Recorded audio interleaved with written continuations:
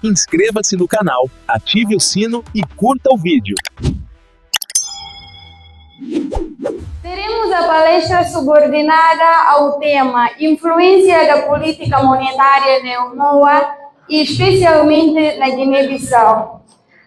Para conduzir esta importante reflexão, convidamos o nosso orador Eudésio Edwin da Silva. Recebamos-lo com um forte aplauso, por favor.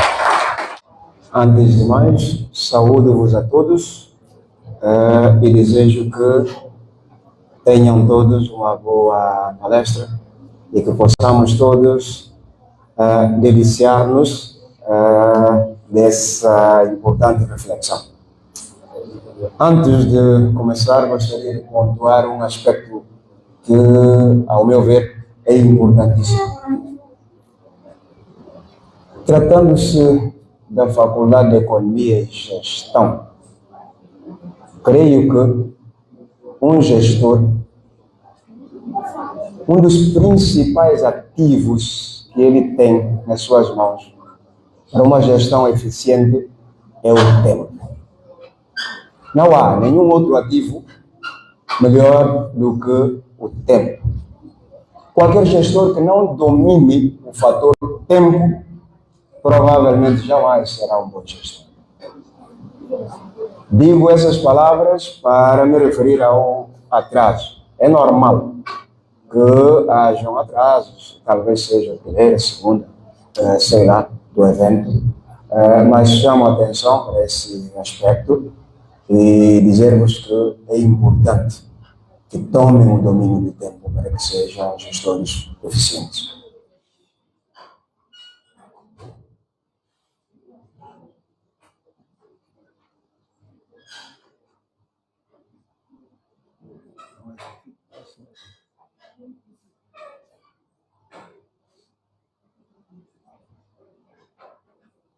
Salve onde for melhor para ti, me dá o canal. Onde é que é melhor para ti? Salva.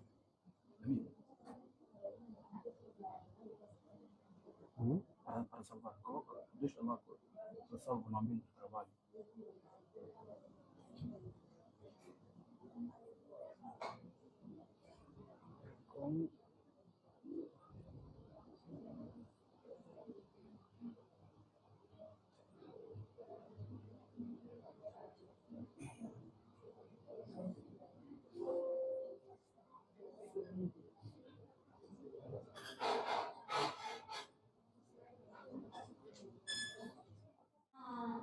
A história vai ficar para depois. Eu gostaria de continuar a lição que não dá. Já estamos em cima da hora. E vamos dar a palavra para o orador para começar. Essa pergunta que estão, aqui está para acompanhar esse debate, ou seja, troca de experiências. Bom, o tema é a política monetária na zona do EMOA e os seus impactos na economia, no caso especial da Guiné-Bissau. Ok? Então, o nosso plano de apresentação, será o seguinte. Teremos, desde logo, uma breve introdução que contém uma breve conceituação do que é a política monetária, para que possamos entender lá na frente o que vamos detalhar.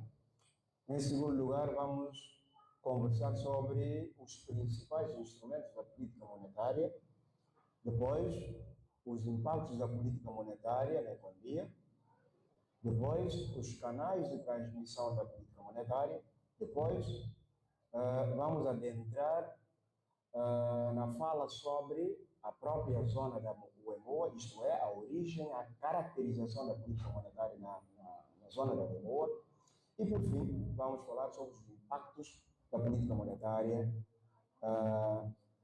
da UEMOA na economia da Guiné-Bissau. Então, esse é o nosso plano de apresentação. Em jeito introdutório, digo-vos e tenho certeza que todo mundo nessa sala já ouviu falar de uma política monetária. E, de igual modo, todo mundo já ouviu falar de uma política fiscal. Já ouviu falar de uma política cambial. Já ouviu falar de uma política de rendas, por exemplo. O que é que diferencia essas políticas? Porque ambas políticas têm uma coisa em comum. O que é que têm em comum? Ambas são políticas econômicas. Mas o que as diferencia é que elas têm especificidades, elas têm idiosincrasias. A política monetária tem as suas idiosincrasias e a política fiscal tem as suas idiosincrasias. E o nosso propósito hoje é conversar sobre justamente essas idiosincrasias da política monetária, não apenas do ponto de vista teórico, mas fazendo um enquadramento na nossa zona monetária e com especial atenção na República da Guiné-Bissau. Ok?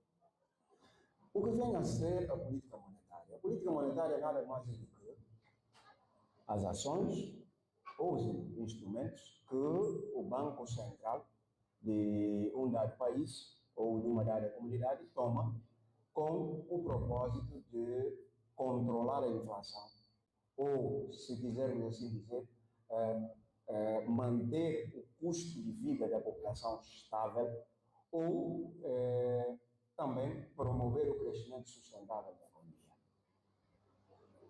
Ok? A política monetária é isso. Quando o Banco Central toma ações e usa certos instrumentos para garantir que o custo de vida da população se mantenha estável e que o crescimento econômico seja sustentável ao longo do tempo. Dito isso,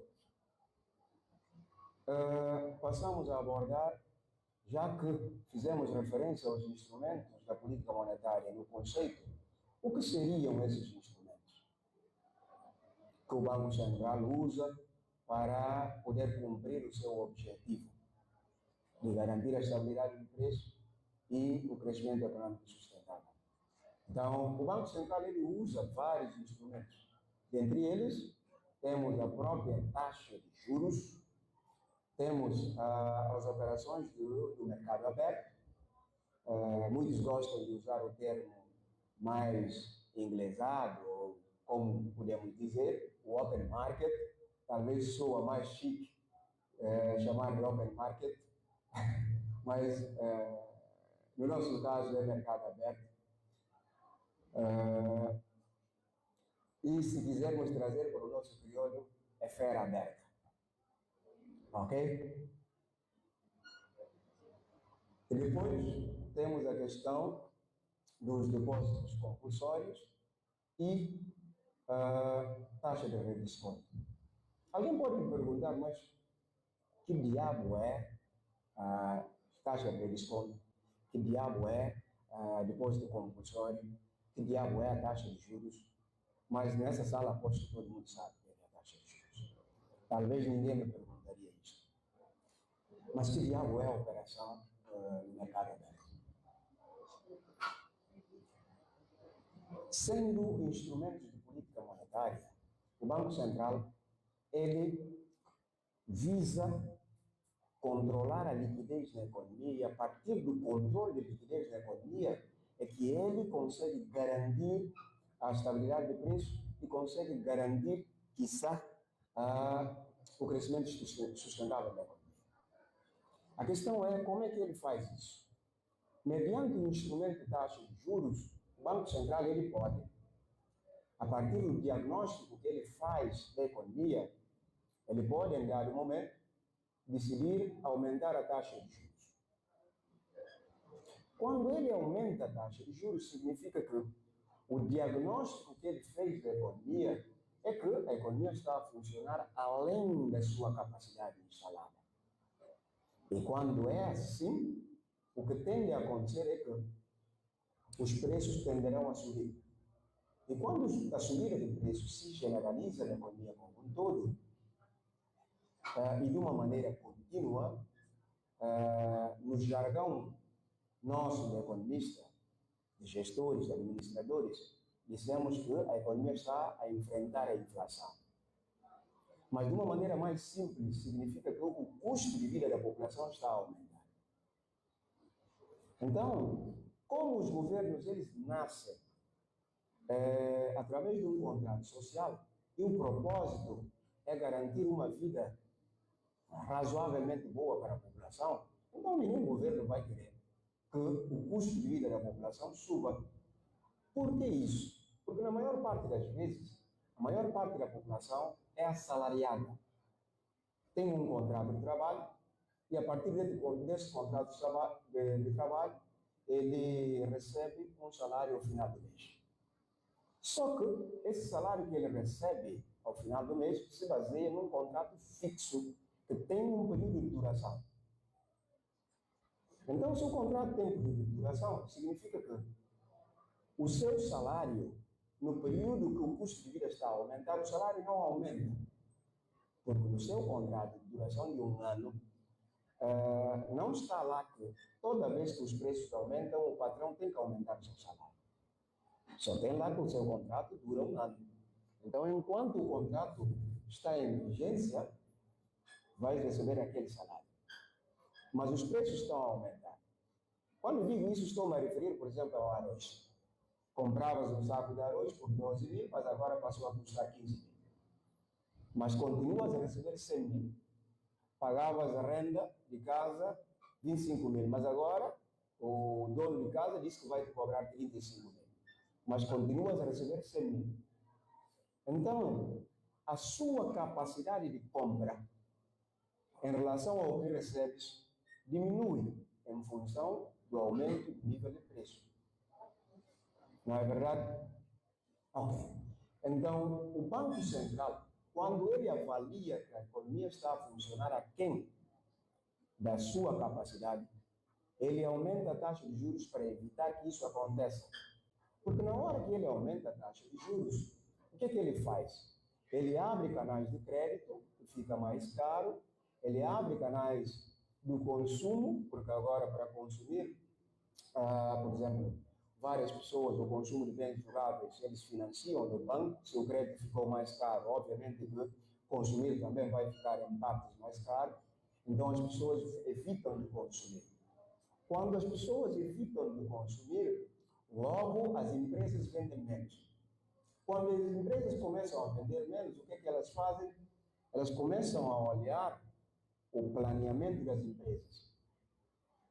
Ora, eu planeei produzir 200 unidades, mas no mês consegui vender apenas 50. Então, na próxima etapa da produção, provavelmente eu não produzo 200 unidades. Eu vou produzir 150. Começam a diminuir a produção. Então, quando ou diminuem a produção, ou acumulam estoque. E na hora que acumularem estoque, o que tende a acontecer é que acabam por fazer campanhas de promoção. Compra doce, promoção leva doce, promoção leva 3, e por aí vai. E isso sinaliza, quando isso começa a acontecer, sinaliza exatamente a queda dos preços e, consequentemente, a redução do custo de vida da população. E, por outro lado, o Banco Central ele pode fazer isso quando ele percebe que a economia está a funcionar aquém do que ela pode. Então, significa que pode-se dar um estímulo adequado na economia para que se aumente a circulação da massa salarial e, consequentemente, se consiga gerar mais emprego na economia e o rendimento. Isso, naturalmente, vai fazer com que a economia cresça mais. Ok? Mas o Banco Central pode usar outro instrumento, como o open market, que eu estava a dizer, que é basicamente a compra e venda de títulos públicos. E parte do pressuposto aqui que todo mundo saiba o que são os títulos públicos, não é? Então, não vou me adentrar nesses detalhes.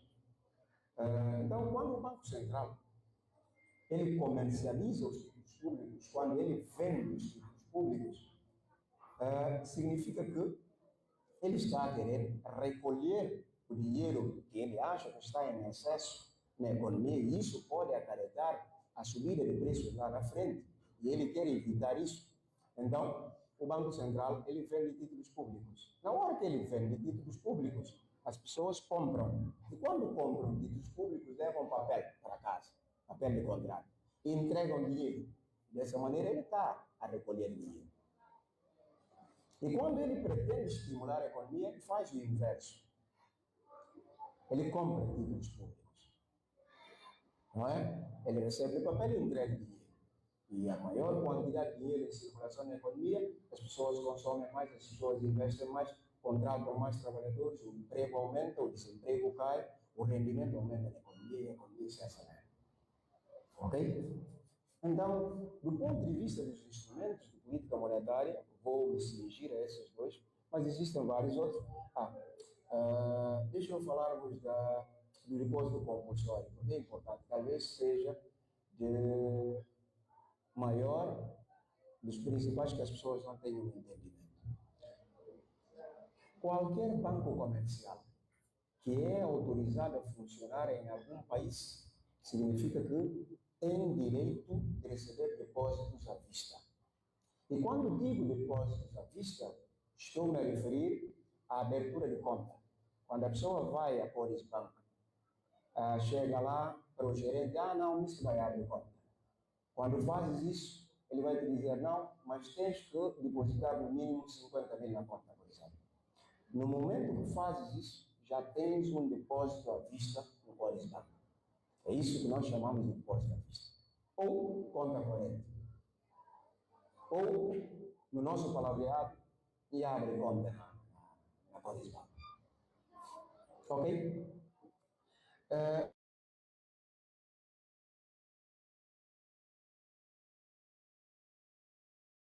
Por que depósito compulsório?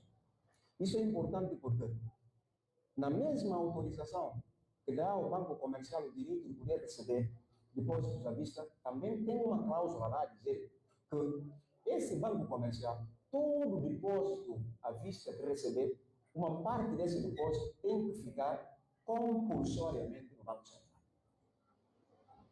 Pode ser 10%, 15%, 20%, 25%, 30%, depende da política de cada um dos bancos centrais.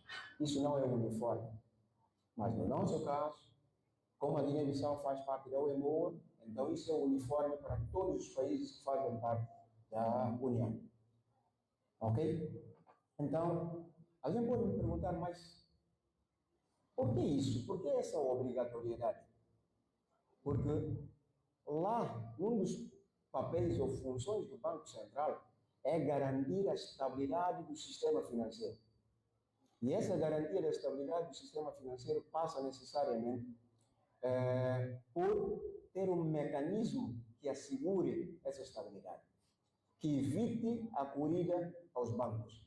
Quando digo corrida aos bancos, estou-me a referir ao seguinte: digamos que acontece alguma crise, alguém chega aqui, digamos que todo mundo nessa sala tenha conta bancária e tenha algum dinheiro lá.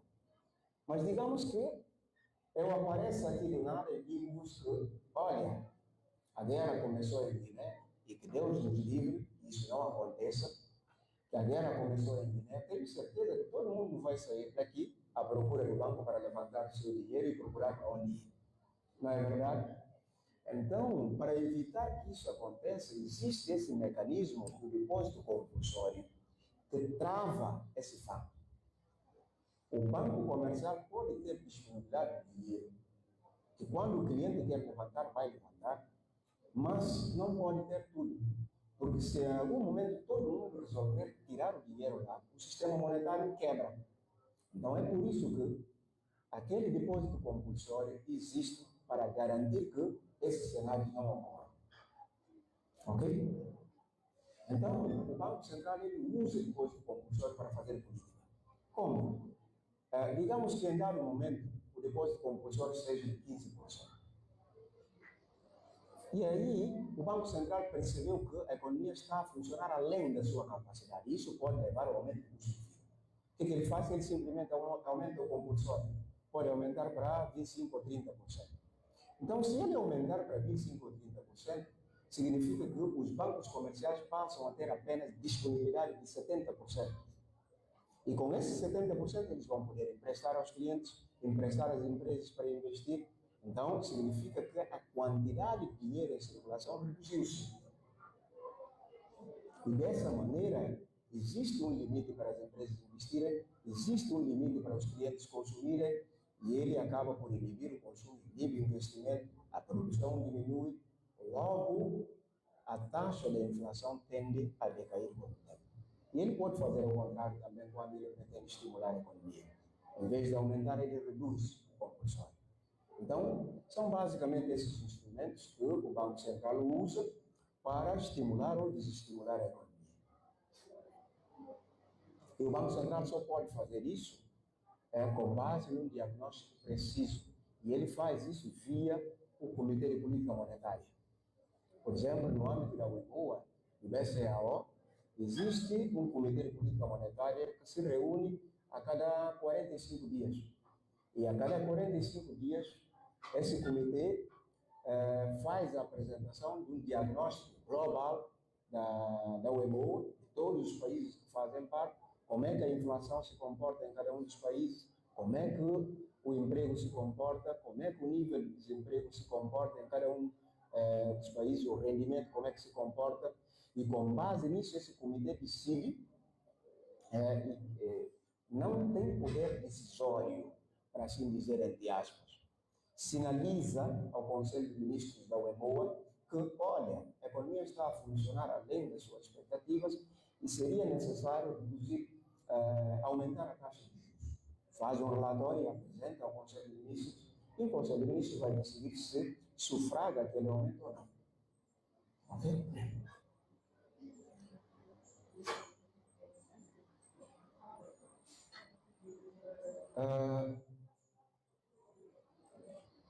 Então, do ponto de vista dos instrumentos, são esses. Relativamente aos impactos da política monetária na economia, basicamente, como eu estava a explicar, relativamente, vou escolher um dos instrumentos apenas para analisarmos a forma como ele acaba por afetar a economia, porque é um dos instrumentos principais, que é a taxa de juros, que a maior parte dos bancos centrais modernos e contemporâneos usam, que é o fato de que o Banco Central ele usa esse instrumento para combater a inflação. Quando pretende combater a inflação, ele aumenta a taxa de juros.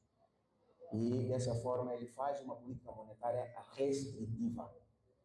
Ele restringe o crédito a partir do aumento da taxa de juros, porque o crédito fica mais caro, o custo do crédito sobe, e, desse ponto de vista, com o crédito mais caro, as pessoas tendem a investir menos e a consumir menos. Mas esse consumo, que eu digo consumir menos, é bom que tenhamos em consideração o seguinte: nós temos o consumo de bens de consumo leve, e temos o consumo de bens de consumo durável, e temos o consumo de bens de capital. E a taxa de juros não impacta esses consumos da mesma maneira. Impacta mais os bens de consumo durável e os bens de capital. Por quê? Isso é importante para entendermos. Porque os bens de consumo leve, ali se enquadra os bens alimentícios, se enquadra os produtos têxteis, entre outros produtos. Então, independentemente de a taxa de juros subir, o crédito ficar mais caro ou não, as pessoas continuam a consumir bens de consumo leve. Alguém deixa de se alimentar porque a taxa de juros subiu? Jamais. Alguém deixa de se vestir porque a taxa de juros subiu? Também não. Então, são necessidades básicas. Então, basicamente, o canal de impacto da taxa de juros no consumo é via consumo de bens duráveis e via consumo de bens de capital. Esses dois, basicamente. Obviamente, existem algumas outras ramificações, algumas especificidades, mas nós não vamos entrar a esse mérito. Ok? E quando o Central quer estimular a economia, ele reduz a taxa de juros.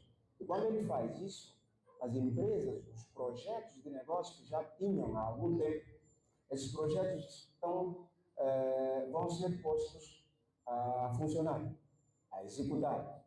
Então, quando as empresas executam os projetos de negócio, vocês que são, na maior parte aqui, administradores, vocês sabem que a empresa, para executar um plano de negócio, ele precisa de trabalhadores, não é verdade? Então, ele contrata. Então, na hora que ele contrata mais trabalhadores, e se nós pegarmos isso do ponto de vista agregado da economia, o emprego aumenta e, concomitantemente, quando o nível de emprego aumenta, necessariamente a taxa de desemprego recua. E no que a taxa de desemprego recua, o rendimento das famílias sobe. E quando o rendimento das famílias sobe, necessariamente o consumo sobe. E quando o consumo sobe, necessariamente as vendas e as receitas das empresas aumentam. E no ciclo próximo, o que as empresas fazem? Contratam mais, produzem mais. E esse efeito vai se multiplicando na economia. Ok?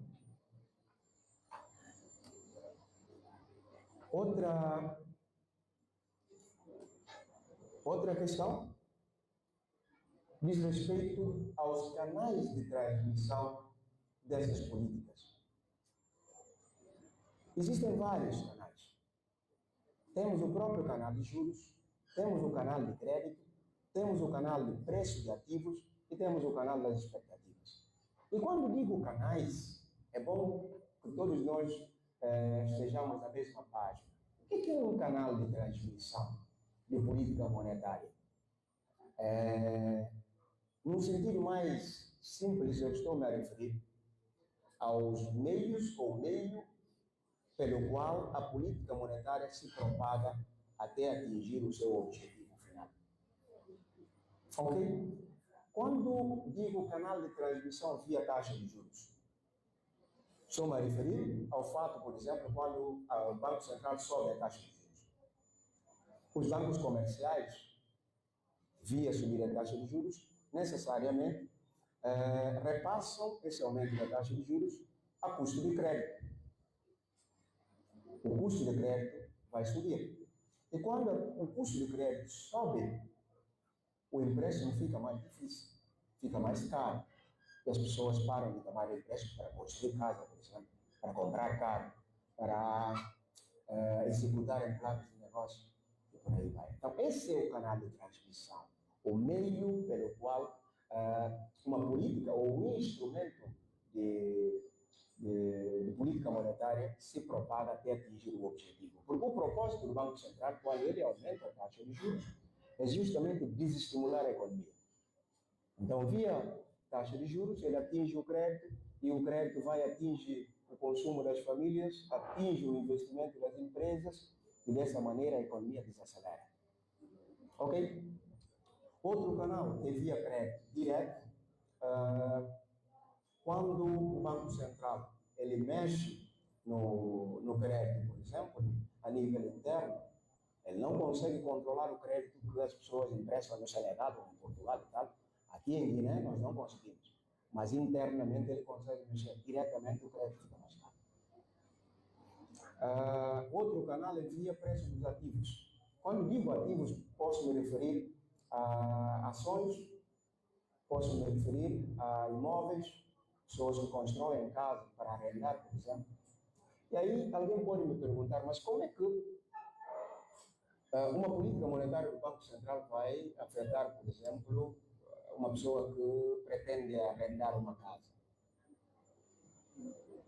Isso ocorre pelo seguinte fato, ou pela simples razão de que se eu tenho, hoje digamos que eu tenho 200 mil, e eu avalio que não preciso desses 200 mil daqui a um ano, eu quero guardar esses 200 mil. Ou, para que eu guarde esses 200 mil de forma segura e não ter tentação de usar, eu posso dizer, não, eu vou comprar ações, por exemplo, da Santé Comercial. Se, obviamente, a Santé Comercial tiver capital aberto na Bolsa de Valores.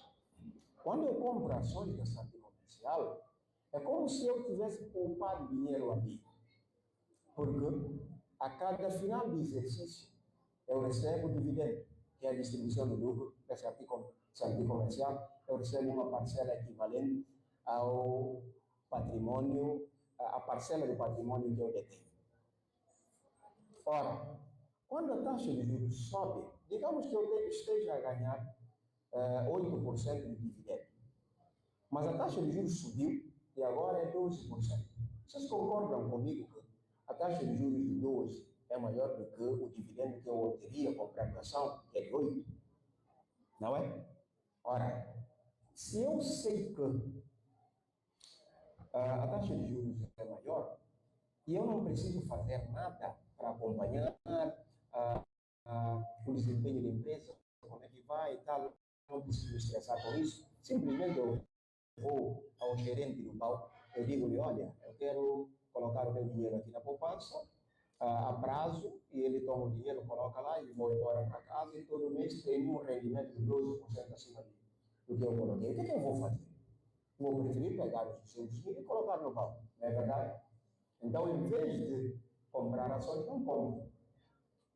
Em vez de pensar em construir uma casa e arrendar, talvez eu diga, não, eu vou ainda colocar lá no banco e render durante algum tempo, depois eu pego e construo uma casa, não é verdade? Então, por isso, o canal de preço de ativos é importante. É a forma pela qual também a política monetária se propaga. Porque quando o Banco Central aumenta a taxa de juros, ele inibe investimento em construções, por exemplo, ele inibe aplicações financeiras nas ações das empresas. Logo, dessa maneira, lá no final, aquele seu propósito de fazer desacelerar a economia, ele consegue. Porque as empresas, não tendo captação financeira, eles reduzem os seus investimentos, eles reduzem a produção, eles desempregam trabalhadores, a economia lá no final acaba por se desacelerar. Ok? Então, do ponto de vista dos canais de transmissão, temos a questão das expectativas também, mas a questão das expectativas não é muito comum, até um tempo atrás, como canal de transmissão. Ela começou a existir a partir de um debate na economia, a partir do início da final da década de 90 e início da década de 2000. O debate que apareceu com o economista americano Woodford, 2000 e alguns outros, com Rosenberg, entre outros teóricos da economia monetária, que eles começaram a dizer que, olha, só o fato do Banco Central sinalizar para onde vai a taxa de juros, ele já direciona o comportamento dos agentes econômicos, isto é, as empresas e os consumidores. Então, a partir daí, os bancos centrais passaram a adotar comunicados. E os comunicados, eles passam a direcionar para onde a próxima etapa da atualização da taxa de juros vai. Digamos que o Banco Central aumentou hoje a taxa de juros de 0,5%. Ele pode, no comunicado final, sinalizar que na próxima reunião ele procederá a um outro aumento. Então, com base nessa informação, os agentes econômicos já sabem que a taxa de juros na próxima reunião do Banco Central vai subir. Então, se vai subir, eu sento aqui, faço as minhas contas, se compensa mais colocar dinheiro na poupança, ou colocar dinheiro numa poupança a prazo, ou comprar um título de capitalização, ou fazer investimento. Então, ele, dessa maneira, muda as expectativas dos agentes econômicos. Ok? Isso tem um monte de implicações econômicas. Também não vou entrar nesse nível de detalhamento. Bom, dito isso, o que nos trouxe aqui, essa apenas era a parte introdutória, para podermos compreender parte da política monetária. Dito isso, nós vamos diretamente ao que nos trouxe aqui. Falar da política monetária no Brasil e os seus impactos para a Guiné-Bissau. A questão que se coloca é que nós não podemos falar da política monetária no Brasil sem compreendermos como é que surgiu o EMOA. De onde veio? O que é o EMOA, afinal? E como é que evoluiu até chegarmos ao que hoje nós chamamos de EMOA? Bom, essa conversa, ela remonta do século XIX, concretamente ao ano de 1890. No ano de 1890, a França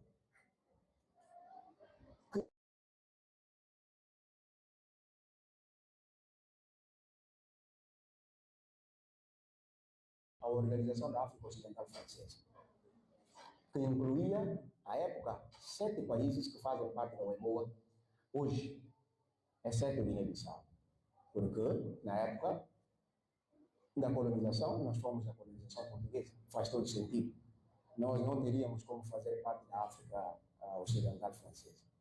Então, nós não fizemos parte quando a França criou a AOF, África Ocidental Francesa. Então, depois da AOF, a França criou, anos depois, a Comunidade Francesa Africana. Com base nisso, o que a França queria fundamentalmente fazer? Ele queria, no fundo, condicionar e influenciar políticas comerciais de todas as colônias francesas. É tanto que, depois a França criou o que ele chamou da África Ocidental Francesa e também criou a África Equatorial Francesa, o que nós chamamos hoje de África Central. É ali que a França chamava de África Equatorial Francesa. Então, juntando essas duas zonas, ele criou Zona Franco.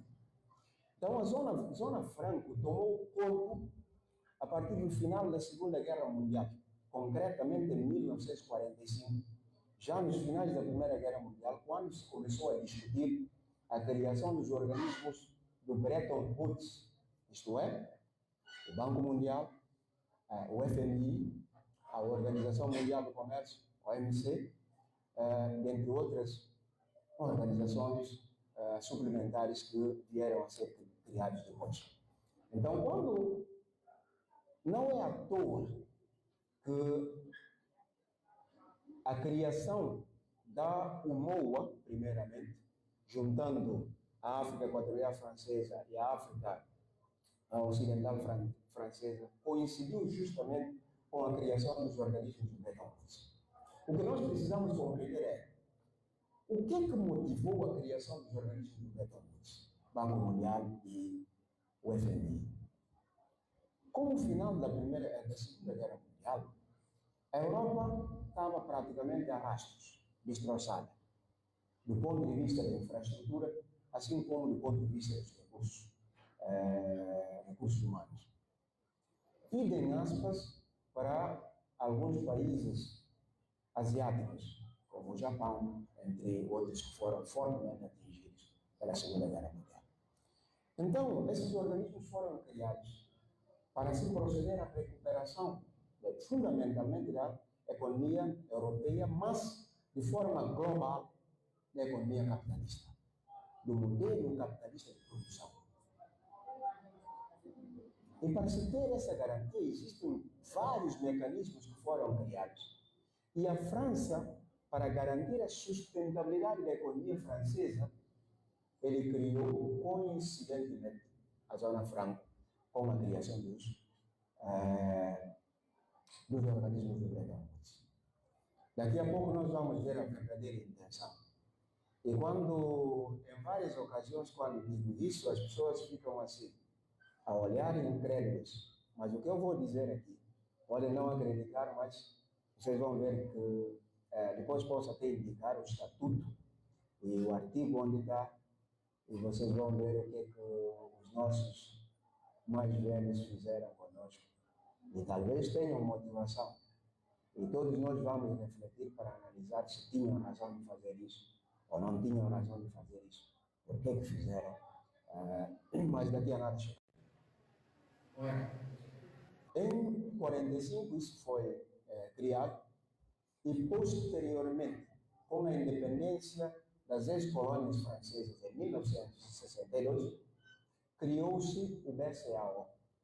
O BCAO foi criado em 14 de novembro de 1962, em Dakar. Ok? Então, o BCAO ele foi criado justamente para substituir o AOF, que a partir de 45, quando a França criou o MOA, que é a União Monetária, não tinha ainda União Econômica, era apenas União Monetária. Então, a AOF, junto com a AEF, se encarregavam de organizar a questão de gestão de política monetária, entre outros critérios que foram criados ali na criação da UMOA, mas depois se viu que seria muito mais eficiente criar-se um banco que faça toda essa coordenação. Então, em 62, criou-se o BCAO.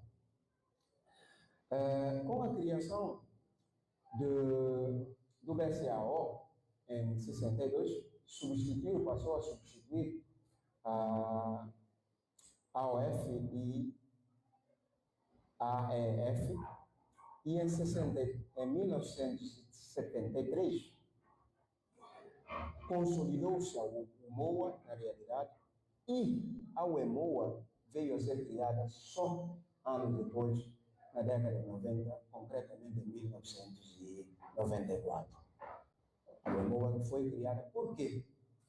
Porque logo no início da década 70, primeiro, os Estados Unidos estavam a enfrentar uma situação de gastos avultados com a guerra no Vietnã.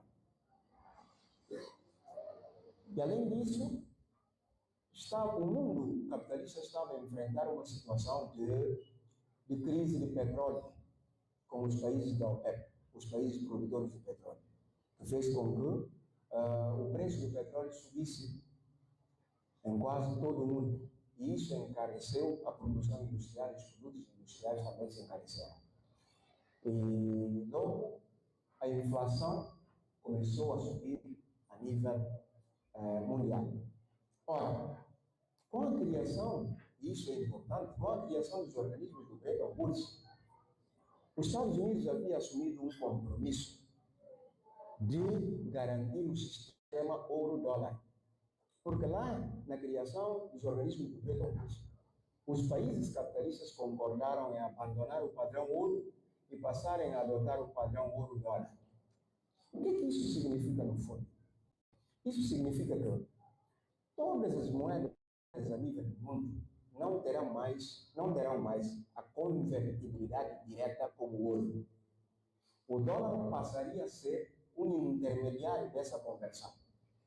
Porque os Estados Unidos, na criação dos organismos do Bretton Woods, após uma coisa que muita gente não sabe, no final da Segunda Guerra Mundial, os Estados Unidos roubou a maior parte da reserva do ouro da Alemanha, como a Alemanha perdeu a guerra, e os Estados Unidos foi uma das primeiras potências a entrar na Alemanha, roubou uma grande reserva de ouro que tinha lá e levou para os Estados Unidos.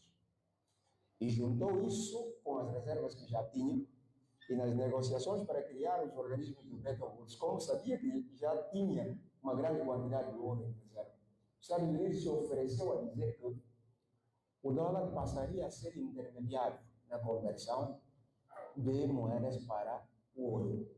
Ou seja, nenhuma moeda mais seria convertida por ouro diretamente, salvo o dólar. Após o dólar ser convertido por ouro, todas as demais moedas a nível do mundo seriam convertidas pelo dólar. E adicionalmente, no artigo, um dos artigos dessa convenção, adicionalmente, os Estados Unidos garantiu que qualquer país que tivesse a sua reserva de dólar poderia levar essas reservas de dólar ao Tesouro Americano, que o Tesouro Americano daria o equivalente em dólar para esse país, o equivalente em ouro para esse país. Como é que era essa conversão? Cada 35 dólares compraria algo em torno de 31,1 gramas do ouro. Então, essa era a conversão. Cada 31,1 gramas do ouro custariam $35. Ok? Então era um padrão chamado de onças de ouro, dólar. Não vou me adentrar em detalhe disso, mas só para compreendermos o que aconteceu ali. Só que, chegado ao início da década de 70, os Estados Unidos não conseguiam mais garantir isso, porque a inflação era alta, os países produtores de petróleo haviam acumulado grandes reservas de ouro, que quando fossem converter tudo isso em ouro do Tesouro Americano, o Tesouro Americano não teria o ouro suficiente para entregar. Países, outras potências como a França, a Alemanha, que haviam acumulado dólares também, começaram a exigir o Tesouro Americano de que queriam converter essas quantidades de dólar em ouro. O que na época, o presidente dos Estados Unidos era o Richard Nixon. O que ele fez? Ele simplesmente acordou no primeiro dia e suspendeu o acordo unilateralmente. E disse que os Estados Unidos, a partir daquele dia, jamais garantiriam a conversão de qualquer dólar, reserva de dólar de algum país para o ouro. Mas ainda assim, o dólar continuaria a ser a moeda intermediária de todo o comércio internacional e continua até hoje. Salvo agora o euro faz, de alguma maneira, a conversão ao dólar. Ok? Então foi isso que no fundo aconteceu. Então, isso fez com que vários países começassem a passar, as economias a passarem dificuldades. E a França e os países que fazem parte da MOA viram a necessidade de reestruturar o acordo que criou o MOA. Então, as discussões de reestruturação foram acontecendo até o ano de 1994, quando essa discussão foi consolidada e foi aberta a zona para a zona de União Econômica e Monetária. Antes era apenas União Monetária. Ok? Então, quando virou a zona de União Econômica e Monetária, a Guiné-Bissau aderiu em 1997. No dia 2 de maio de 1997, a Guiné-Bissau aderiu à UEMOA. Ok? E a UEMOA passou a contar com países como Benin, Burkina, Costa do Marfim, Guiné-Bissau, Mali, Níger, Senegal e Togo. Ok?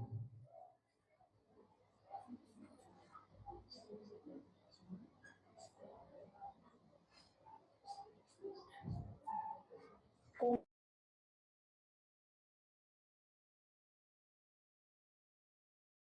funciona? Já, funcionamento.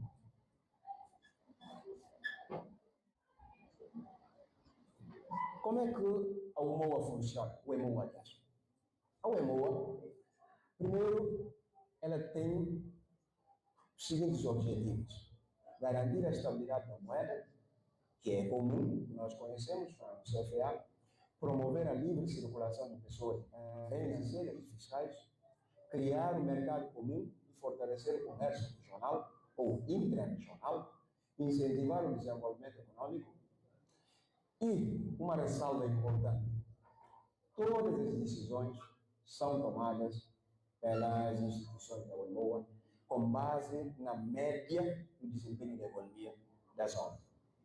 As decisões não são tomadas de acordo com as especificidades de cada um dos países, com base na média. E nós vamos ver daqui a pouco qual é a implicação disso. Quais são os principais órgãos do funcionamento? Nós temos o Banco Central, que é o BCAO, nós temos o Banco Africano, o Banco Oeste Africano de Desenvolvimento, nós temos a Comissão da UEMOA, nós temos o Tribunal de Contas da UEMOA e nós temos o Tribunal de Justiça da UEMOA. Cada um tem o seu papel.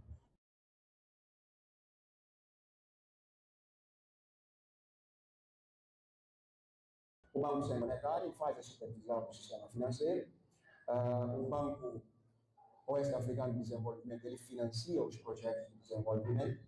A Comissão da UEMOA é como se fosse o governo, como se fosse o órgão executivo da própria UEMOA. E o Tribunal de Justiça da UEMOA, ele existe para dirimir alguns conflitos que possam haver entre os membros da União.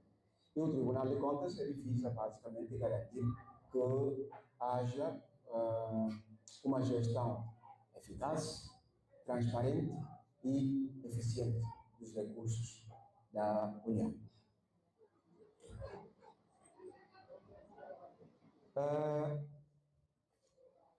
Relativamente ao EMOA, é isso. Mas a questão de fundo, como é que o fato da Guiné-Bissau ter aderido ao EMOA, como é que isso impactou ao longo desses tempos de 97 para cá, ou a essa parte, a nossa economia? Será que foi de tudo positivo?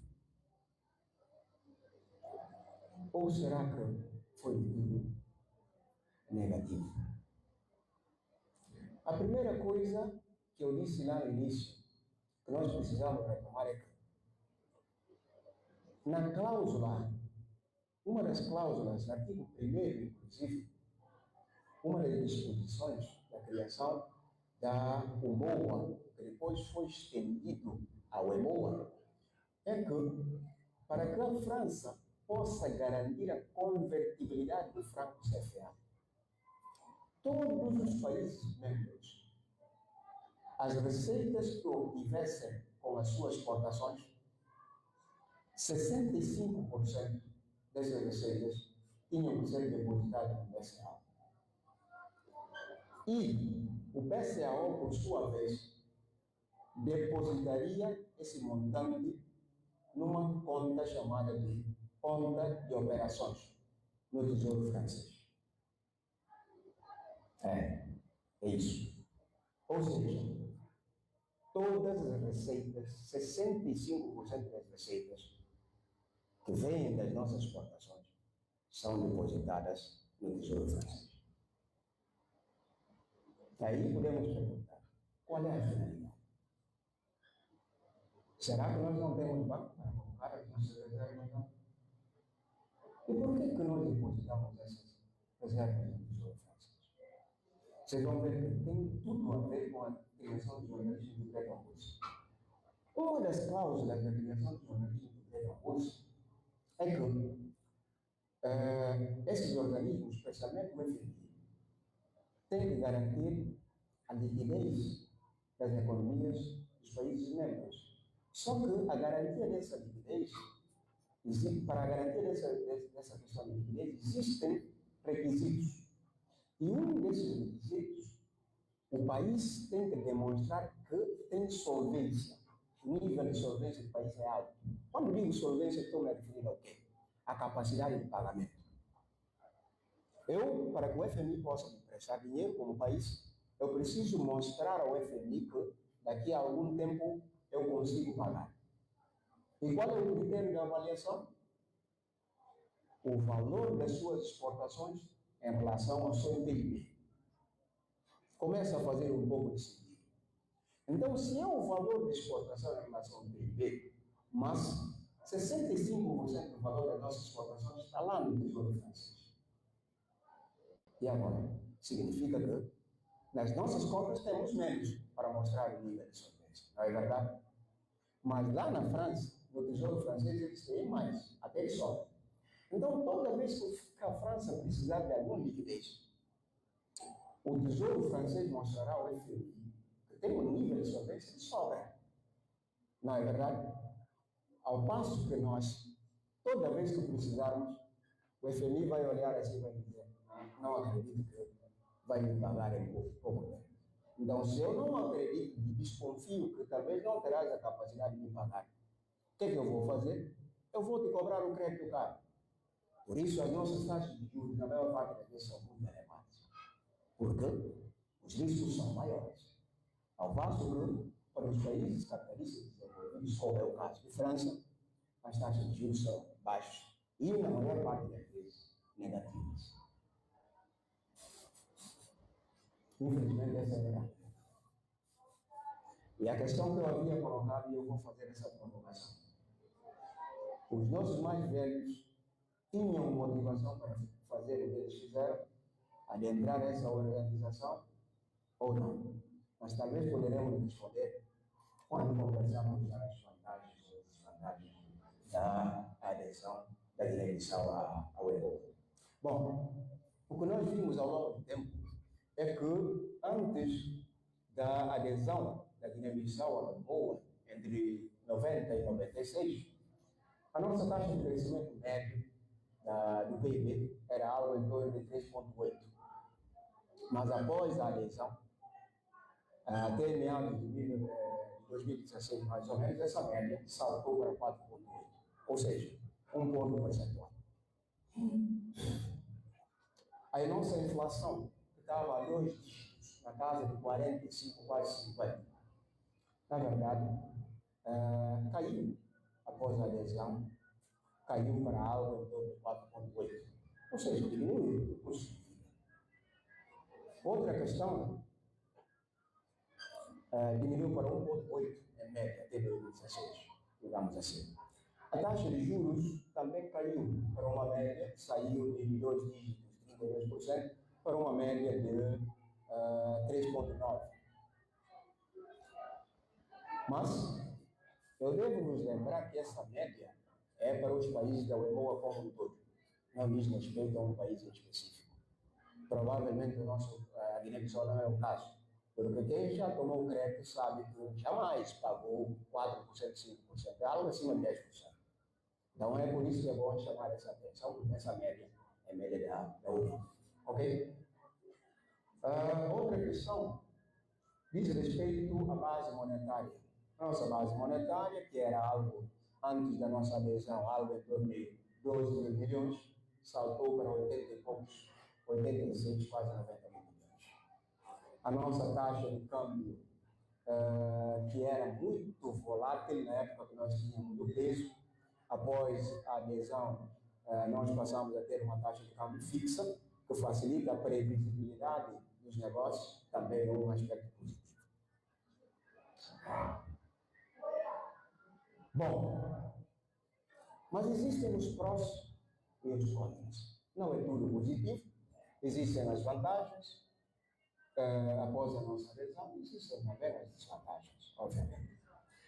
Entre as vantagens da nossa adesão boa, nós podemos mencionar a vantagem da estabilidade monetária. Nós podemos mencionar a redução da inflação, a estabilidade cambial, maior integração econômica e regional. Podemos mencionar maior credibilidade internacional, acesso ao financiamento regional, desenvolvimento de um sistema financeiro mais robusto. Tudo isso são as vantagens. Entretanto, temos desvantagens como perda da soberania monetária, porque nós não fazemos mais a nossa política monetária.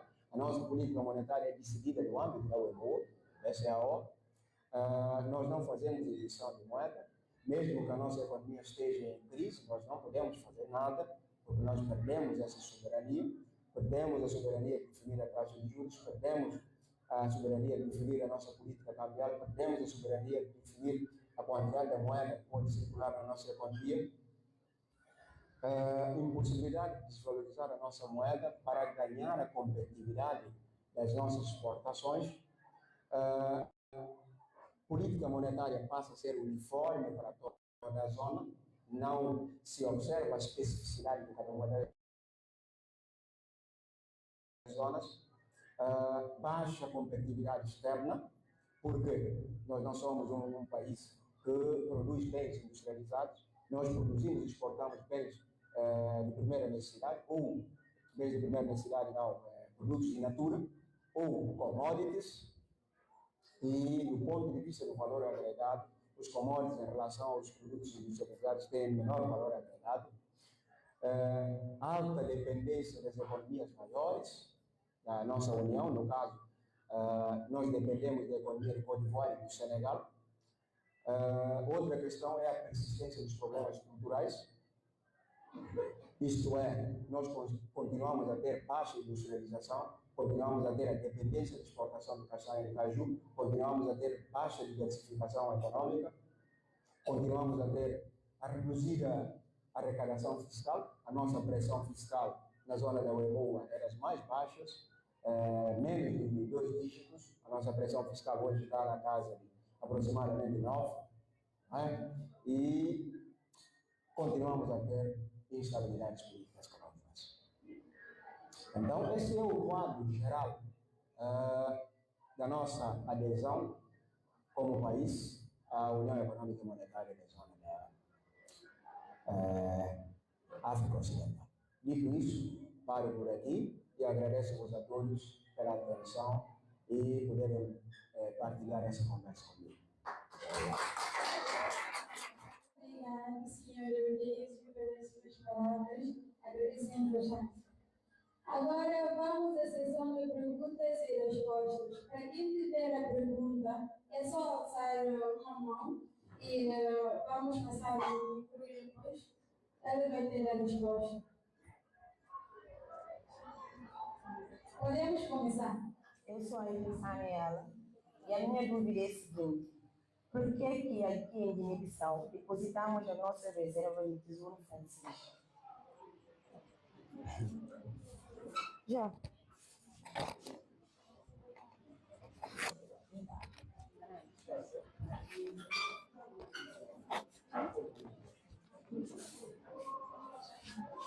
Eu espero que vocês também. Eu gostaria de dizer que o senhor de forma sabe que ele tudo que na verdade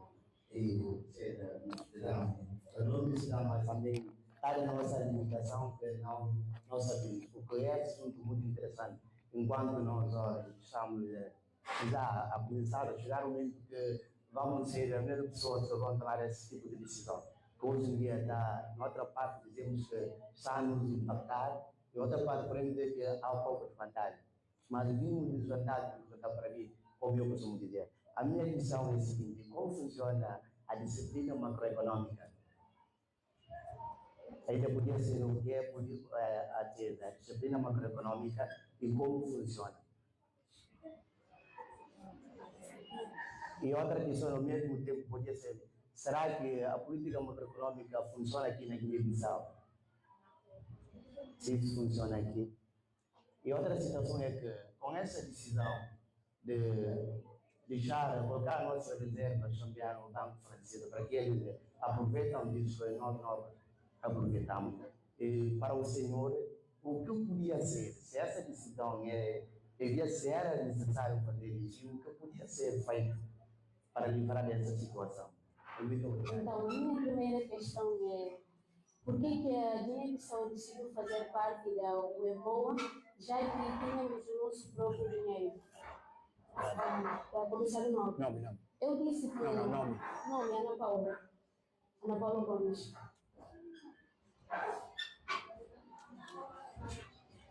Eu perguntei que por que a Guiné-Bissau decidiu fazer parte da UEMOA, já que tínhamos o nosso próprio dinheiro. Eu penso.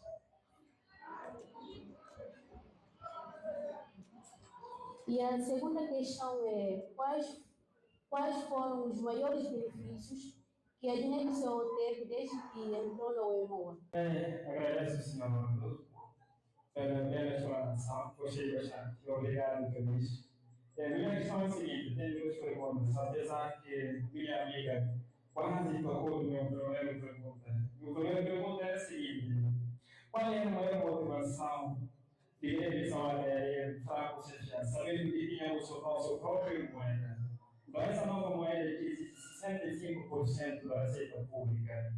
Minha primeira pergunta. Segundo, nós, como gestores, qual deviam ser o nosso termo para garantir a independência financeira da Guiné-Bissau? Não a independência financeira que não existe 65% da receita pública. Eu estou a ver. Aqui dessa sala vão efetivamente sair muitos bons economistas, muitos bons gestores. As perguntas são altamente pertinentes. E vou tentar, convosco, refletir sobre elas. Bom, primeiro, não sei se ouvi certo, acho que é o Siniro. Siniro, o nome. Não, é Sinésio. Sinésio. Ok, Sinésio.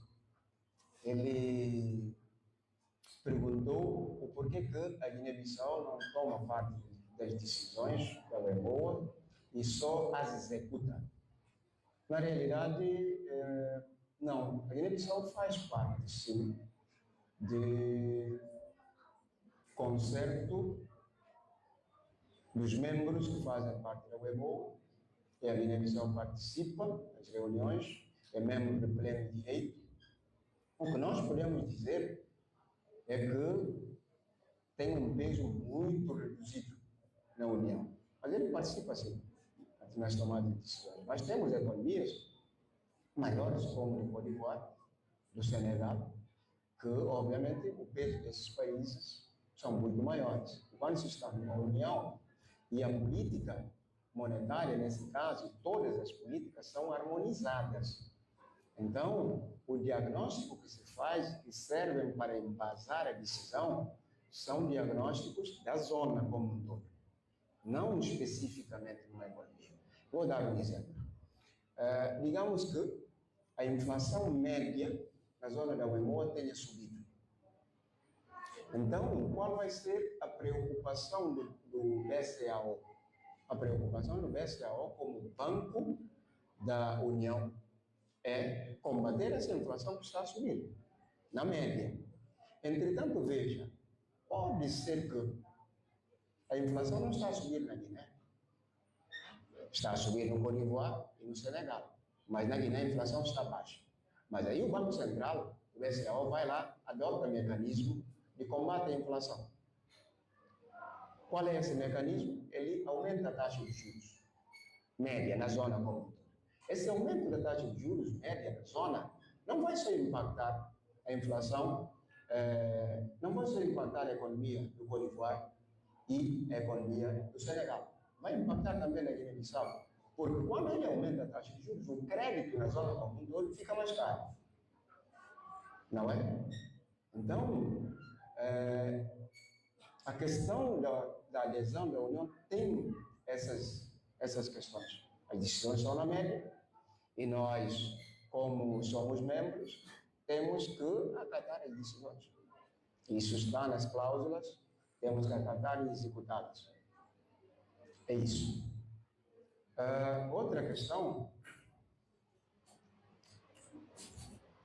eu acho que é do senhor Maio. É Maio ou Maio? Maio. Ok. O Maio, aliás, perguntou como a política monetária da UEMOA afeta o custo de vida na Guiné-Bissau. Bom, a política monetária da UEMOA é quase uma questão similar à que eu acabei de responder, porque não são mesmas questões, mas na resposta acaba por ser a mesma resposta.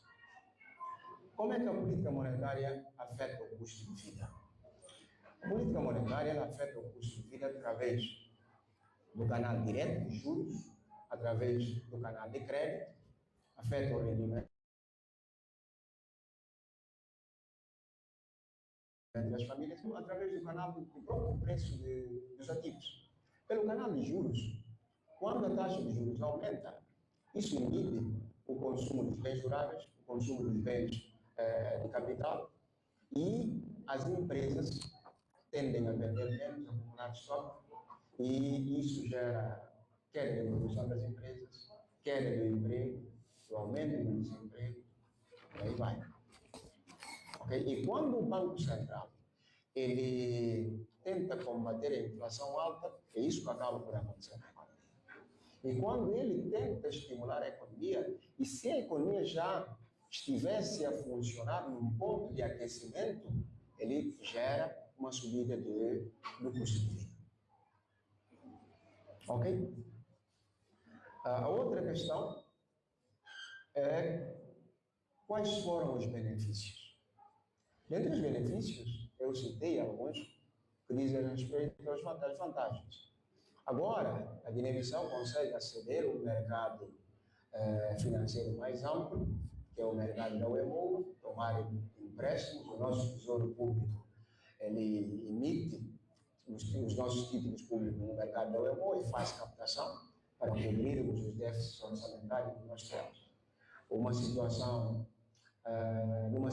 anterior, obviamente que teríamos dificuldades, como nós tínhamos quando tínhamos o peso, conseguir financiamento dessa natureza, as taxas de juros eram muito mais elevadas, embora o nosso risco ainda está alto, pagamos taxas de juros mais elevadas, mas só o fato de fazermos mais parte da UEMOA, esse mercado nos é acessível e conseguimos emitir os nossos títulos escolares e fazer captação para cobrir os déficits orçamentários.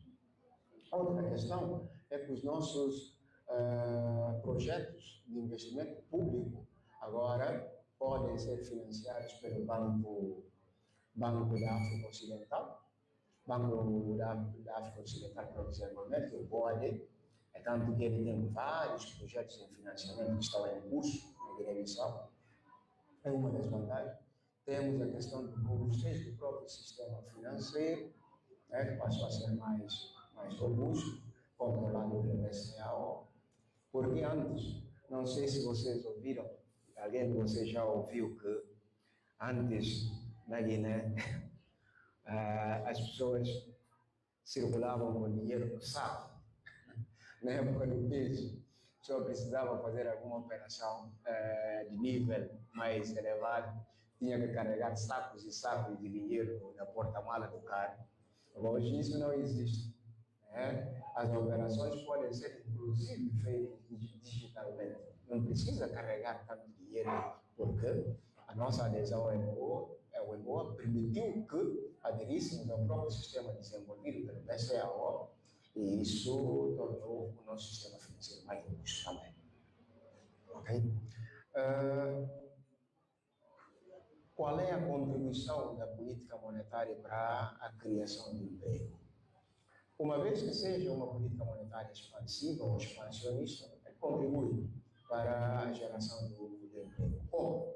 Qual é o canal de transmissão? Na hora que o Banco Central avalia que a economia está a funcionar aquém do que ela pode, como é que o Banco Central sabe disso? Quando o desemprego aumenta. O desemprego está a aumentar na economia, e quando digo desemprego, pela minha felicidade, eu acompanhar o apuramento do licenciamento do INEP, eu vi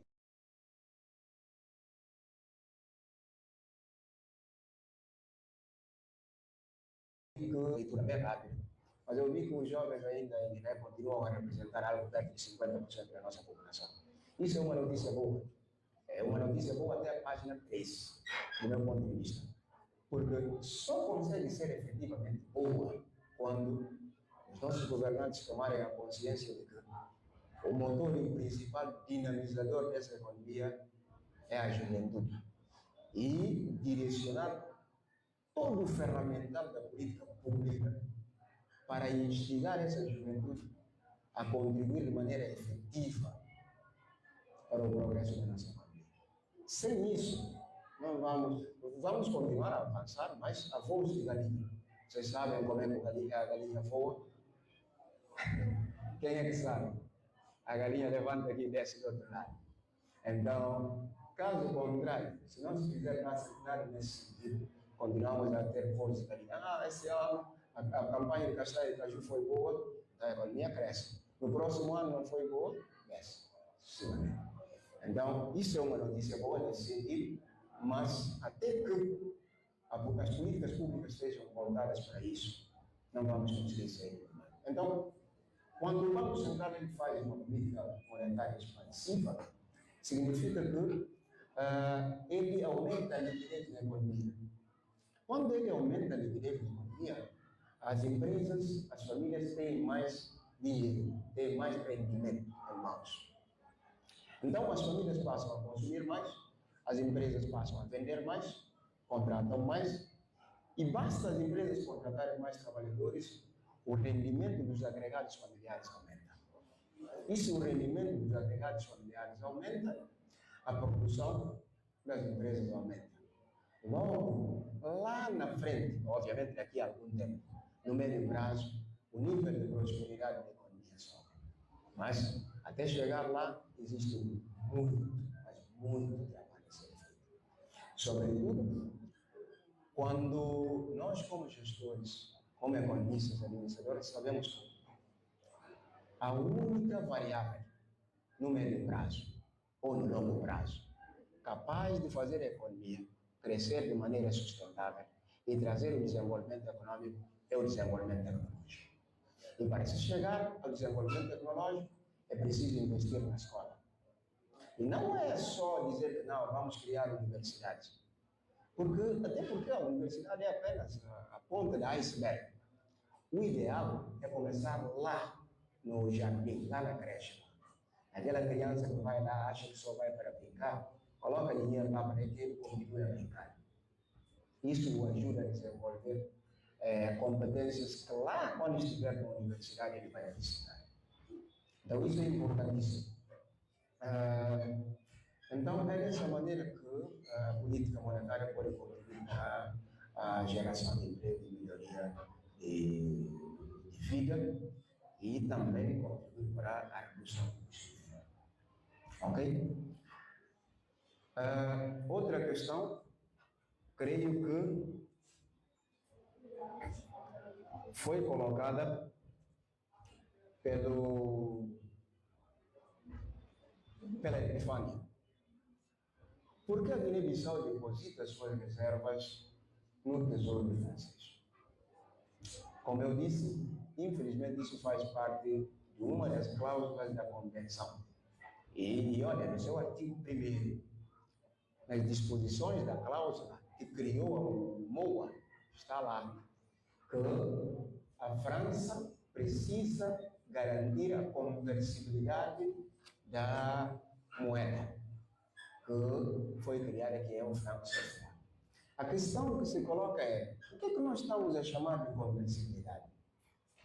Quando uma moeda é conversível, significa que ela está no mercado cambial. Qualquer pessoa pode ter outra moeda, se quiser franco CFA, pode ir no mercado cambial, qualquer casa de câmbio, ele verá lá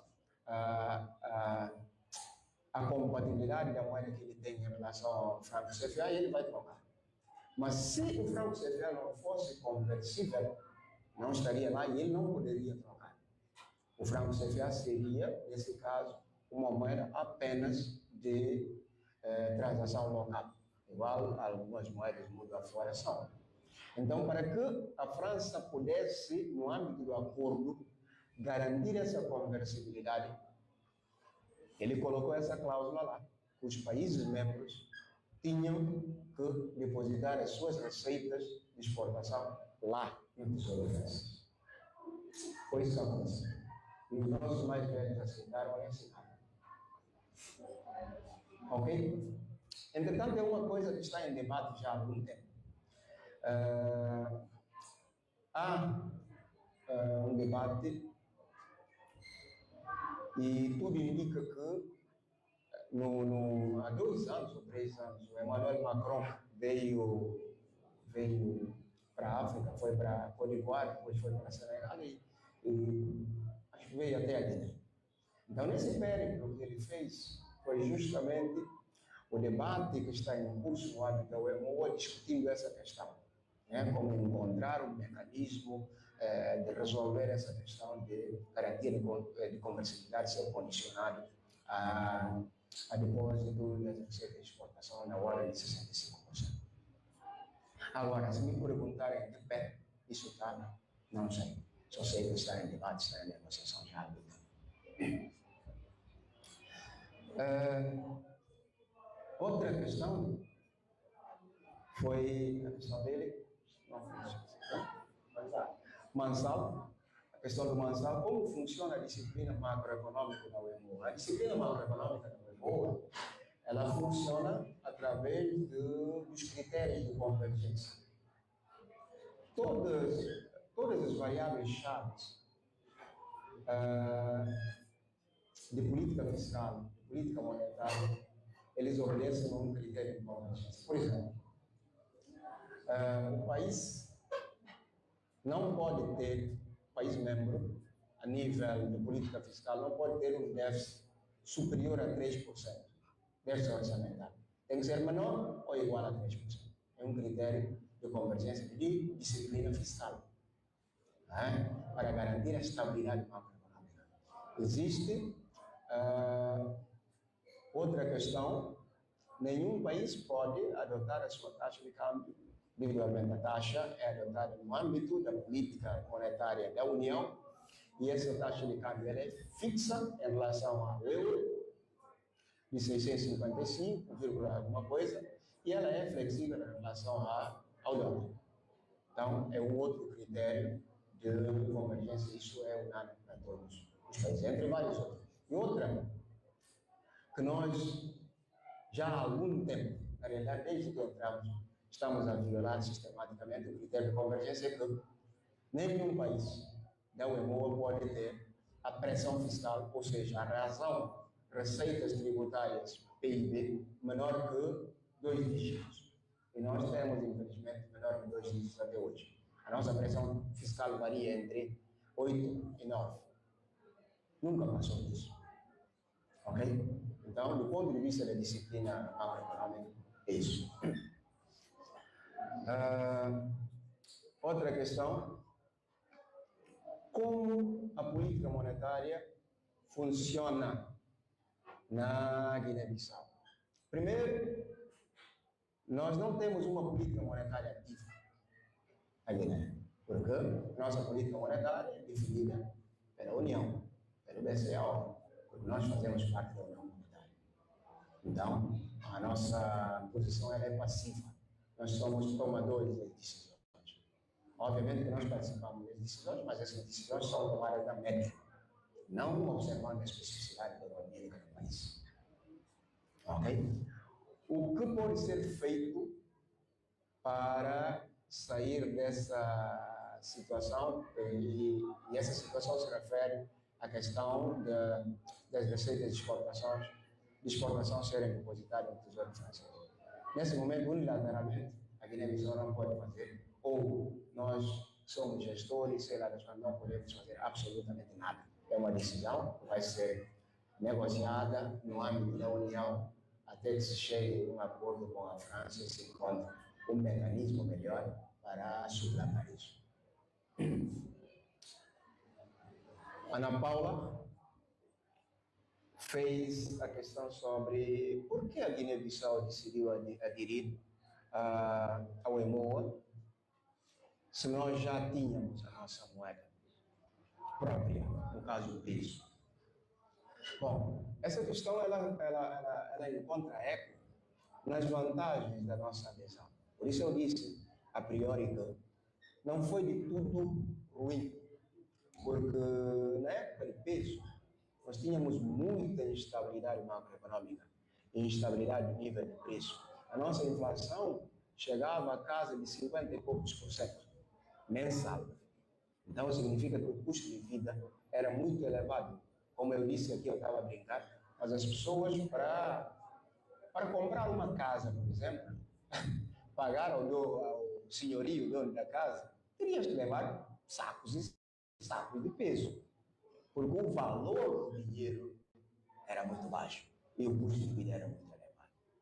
Então, qualquer choque na nossa economia, sobretudo os choques externos, que vinham a reboque de crises econômicas internacionais, acabavam por ter implicações significativas na nossa economia. Então, continuar com o peso não era negócio. Isso é reconhecido, não era negócio para nós. Agora, nós poderíamos trocar o peso para uma outra moeda também nossa, não necessariamente aderir. Poderíamos, era uma opção também. Ok?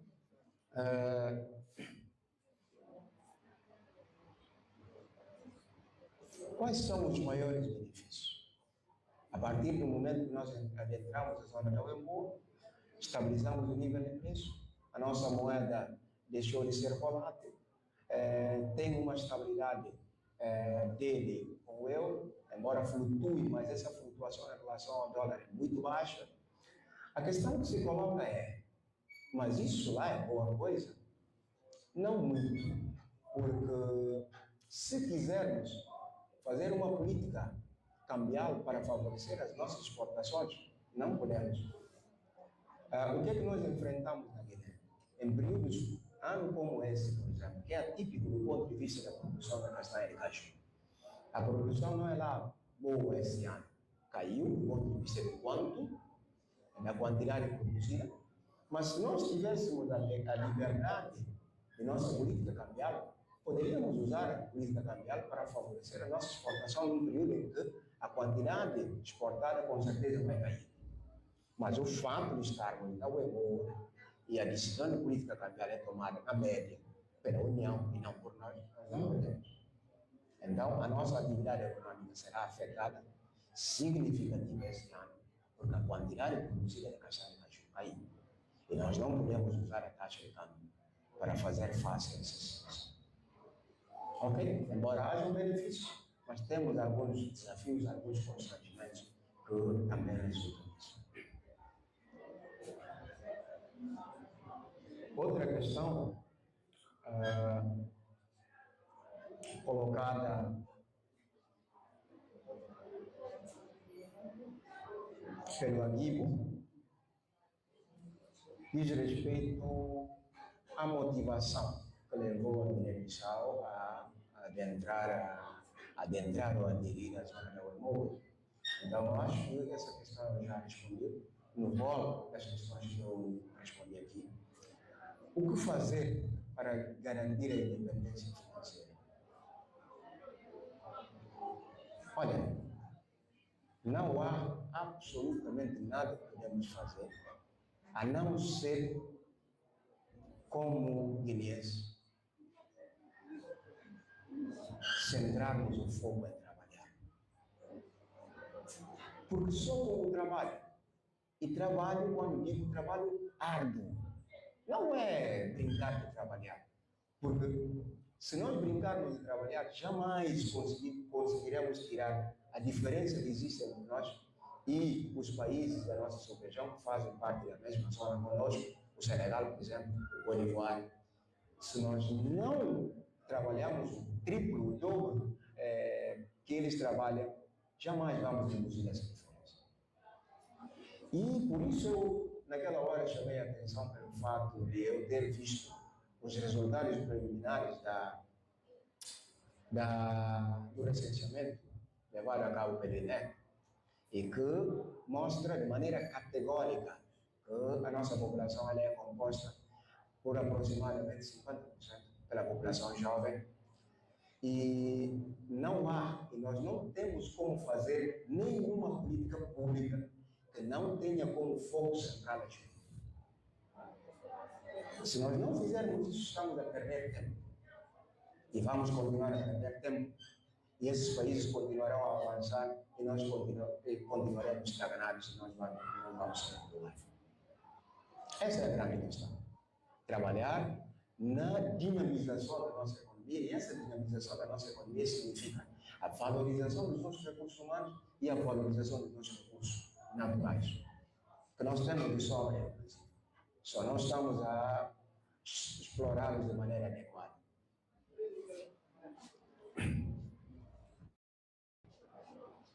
Então, só isso vai nos garantir a independência financeira. Fora isso, não temos por onde fugir, nem para onde ir. E não adianta, para todo mundo que está aqui nessa sala, não adianta dizer, não, eu vou emigrar, vou para Portugal. Todos nós estaremos aqui para trabalhar juntos, para vermos o progresso dessa nação. Mesmo que um dia não estivermos, para os nossos filhos, os nossos netos, os nossos bisnetos, ouçam informação de que, quando estivemos de passagem nessa terra, fizemos alguma coisa.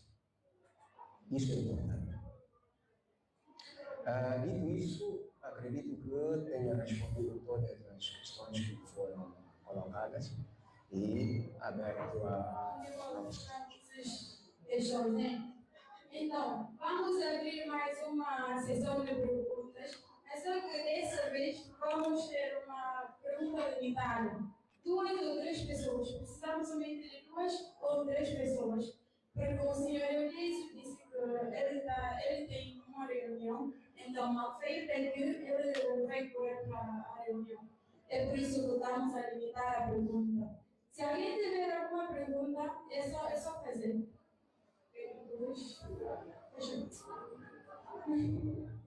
Sistema de uma sou do primeiro ano de Economia e Gestão da Universidade de Chapéu. A minha primeira pergunta é se 65% depositado no Banco Estrangeiro, com a reserva do professor compulsória, não faz, quebra a economia do nosso país ou não? E uma outra pergunta é que parece que o governo participa da inflação por causa dos impostos e as taxas cobradas pelas empresas que participam no aumento do custo de produção dos bens e serviços. E sabemos que muitas das vezes a remuneração da família continua a ser a mesma. E tem uma outra política que o governo deve adotar para não haja inflação. Obrigado. Só repita a sua primeira pergunta, não entendi. A minha primeira pergunta é: esse 75% de depósito no Bacen, que é Banco Central, e com a reserva compulsória, não afeta a nossa economia? Uma palestra de grande importância. O meu nome é Umaru Sanha e tenho duas perguntas aqui. Preciso de um esclarecimento por parte do nosso meritíssimo professor. A primeira questão é que como a monetária para países com economias diferentes? Que é a primeira pergunta. A segunda pergunta: quais são os princípios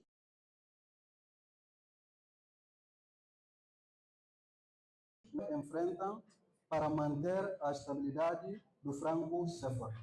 Não sei se as perguntas estão... Boa tarde a todos. Eu me chamo Jawari Júlio Tungue, sou estudante de administração. Primeiramente, agradeço ao senhor Eudésio pela essa oportunidade que nos deu. A minha pergunta é: de que forma a utilização do franco CFA contribui para a estabilidade econômica da Guiné-Bissau após a adesão ao EMOA?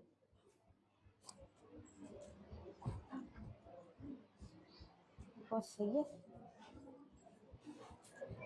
E a segunda pergunta é: qual é o papel da UEMOA no processo de integração econômica da Guiné-Bissau com os outros países?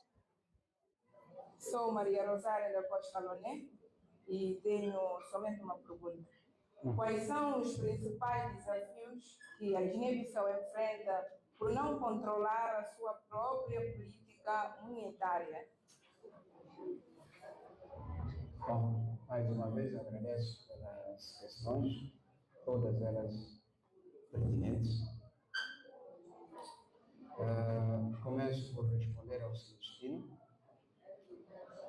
que me interpelou sobre se essa questão das receitas está no âmbito da convenção assinada pelos membros da MOA e a França.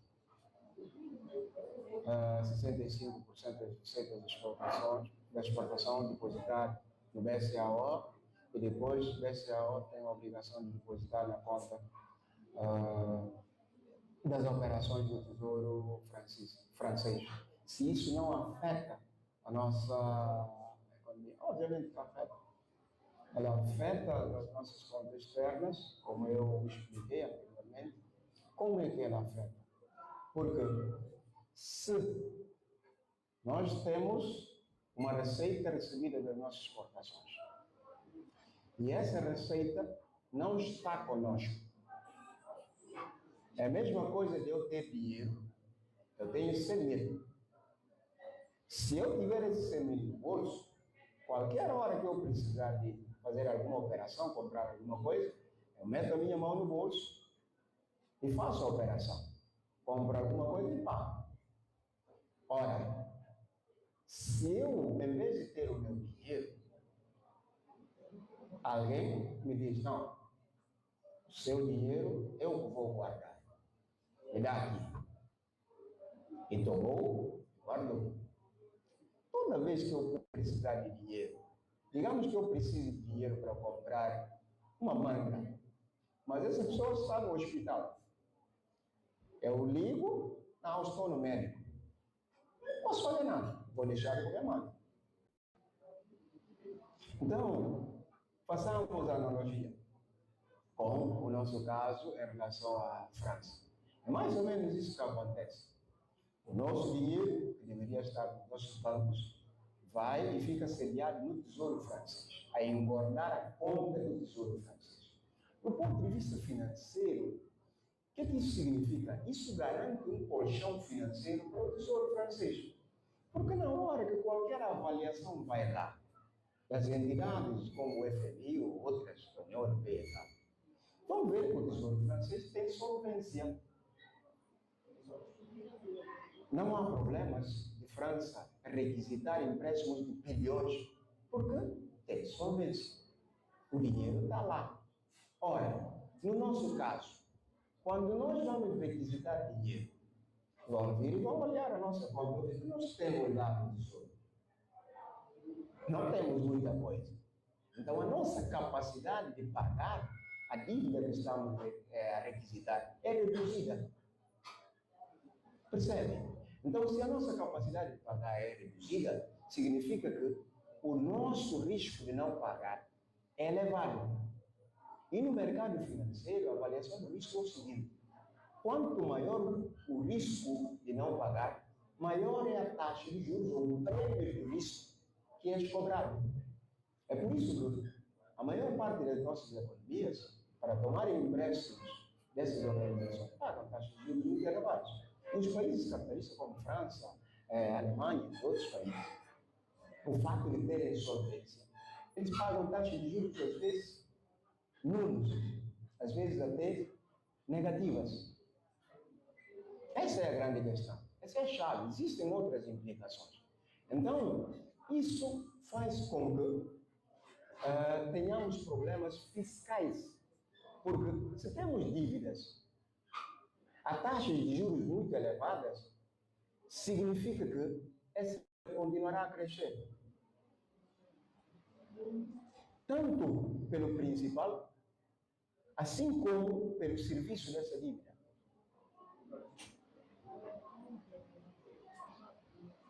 Percebe? Então, isso tem uma implicação macroeconômica significativa. Porque à medida que isso vai subindo, chega a um ponto em que nenhum credor internacional vai querer te emprestar dinheiro. Vai dizer, não, embora eu possa te cobrar taxa de juros estratosférica, mas eu não vou, porque eu desconfio que vais me dar calote, não vais pagar. Então não vou te emprestar dinheiro. E esses países, como é o nosso caso, começam a enfrentar dificuldades de poderem ter dinheiro emprestado e executarem projetos de interesse público. Isso que é a grande verdade.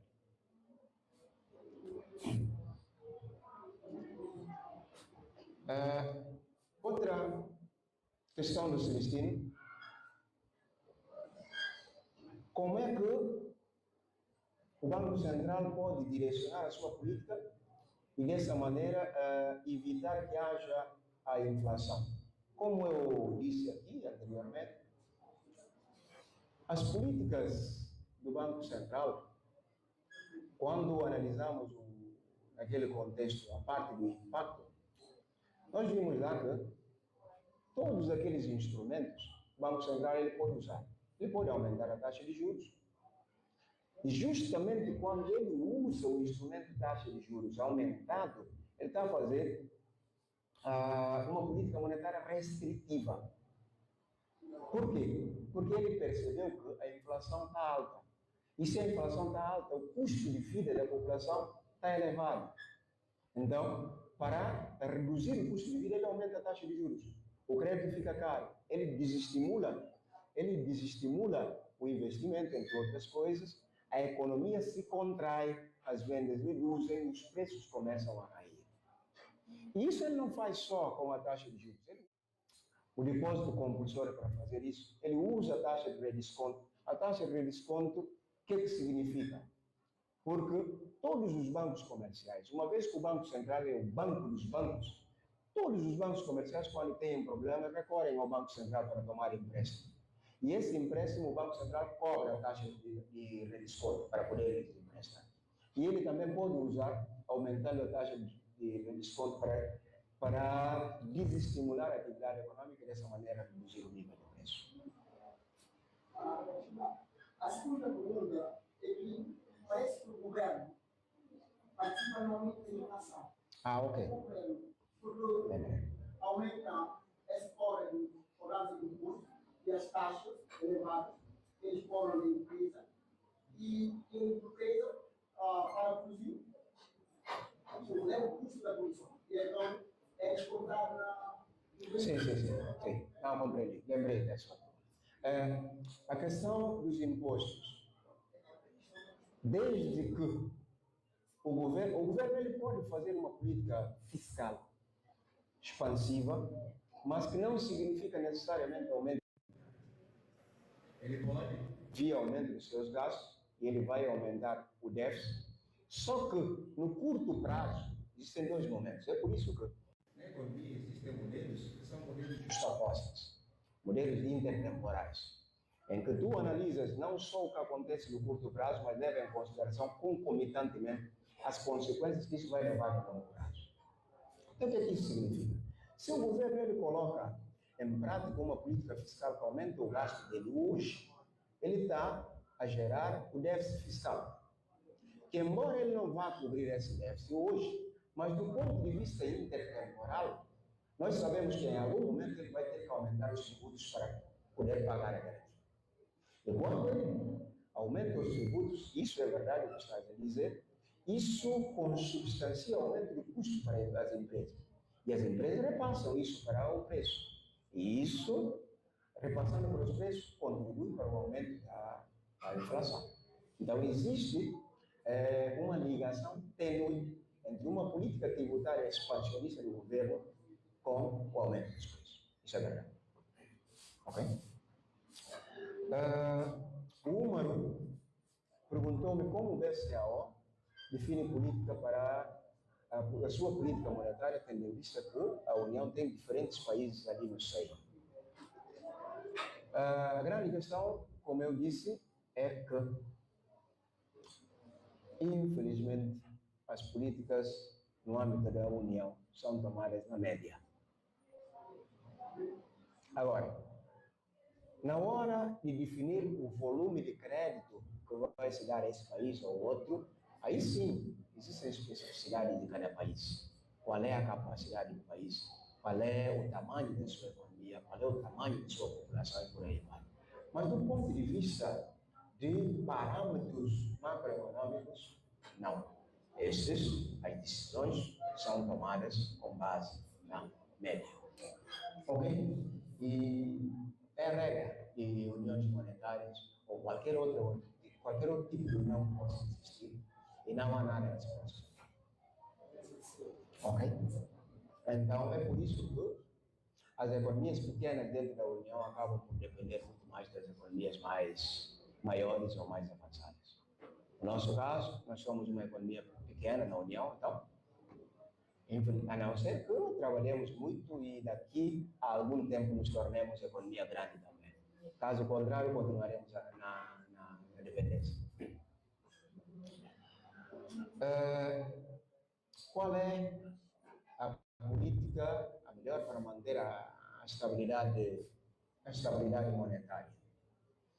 Um dos mecanismos para manter a estabilidade monetária na zona da UEMOA é a convergência de inflação entre os países. A meta inflacionária na zona é de 3%. Ou seja, nenhum membro da UEMOA pode ter inflação interna superior a 3%, justamente para garantir a estabilidade do nível de preço e, consequentemente, a estabilidade financeira e monetária. Além disso, existe toda uma questão que nós chamamos de mecanismos macroprudenciais, de definição de detalhes de como se conceder crédito, quais são os tipos de públicos, cada tipo de público, como é que existe esse nível de detalhamento para se evitar a instabilidade do sistema. Mas isso é outra discussão. A discussão sobre mecanismos macroprudenciais, tanto a União Europeia tem, a EMOA também tem, e outras uniões que existem no mundo afora. Mas isso é outra discussão. Se formos discutir isso, vai ser uma palestra inteira sobre os mecanismos macroprudenciais que são adotados pelas uniões monetárias. A Jawad perguntou de que forma a nossa adesão ao EMOA contribui para a estabilidade econômica. Contribui bastante, porque, como mostramos aqui, a priori, a Guiné-Bissau, antes da adesão à zona da EMOA, nós tínhamos problema de inflação muito elevada, desvalorização cambial muito elevada, a nossa moeda praticamente não valia para nada, não servia para nada, e não era conversível, não é? Então, tu não podias levar, por exemplo, peso para Portugal e achar que quando chegar em Portugal vai converter. Ou pegar o franco CFA e ir para o peso, na época, ir para um aeroporto, não ia conseguir converter lá para outra moeda porque não era conversível. Então, isso tem o seu impacto econômico porque dificulta as transações comerciais. Né? Quem era um empresário que quisesse exportar o seu produto para o estrangeiro, existe série de burocracias que teria que enfrentar até que consiga converter o peso em alguma outra moeda e dessa maneira poder enviar, se quiser importar, enviar para o seu fornecedor no exterior e por aí vai, e da mesma forma receber o resultado de venda do seu produto e tal. Então existiam essas questões que, felizmente hoje, essas barreiras deixaram de existir com a conversão do peso para o franco CFA. Isso é uma grande vantagem, nós não podemos negar isso, mas existem várias outras questões que não são assim tão boas. Ok? Qual é o papel da EMOA no processo de integração? A EMOA tem um processo de integração muito grande, mas alguém pode me perguntar o que a EMOA te facilita do ponto de vista de integração econômica? A EMOA poderia não existir, a CDAO te facilitaria isso também, né, do ponto de vista de integração econômica. Mas existe uma especificidade da EMOA que é o fato de não ser apenas uma integração econômica, é integração econômica e monetária.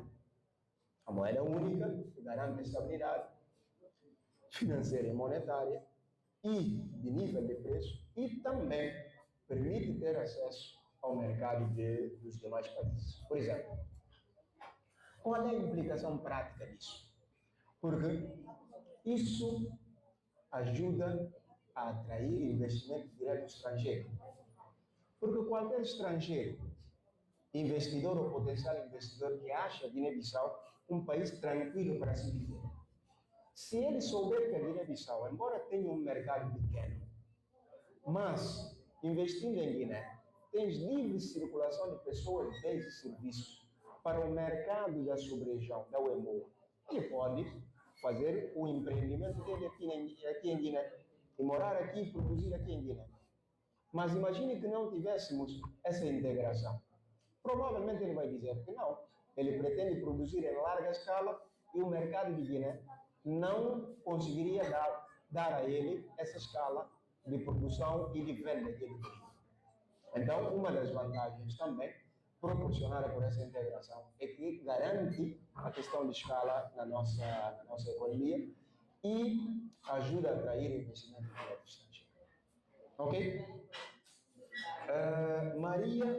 Maria Rosário, ela perguntou quais são os principais desafios da Guiné-Bissau por não controlar a sua política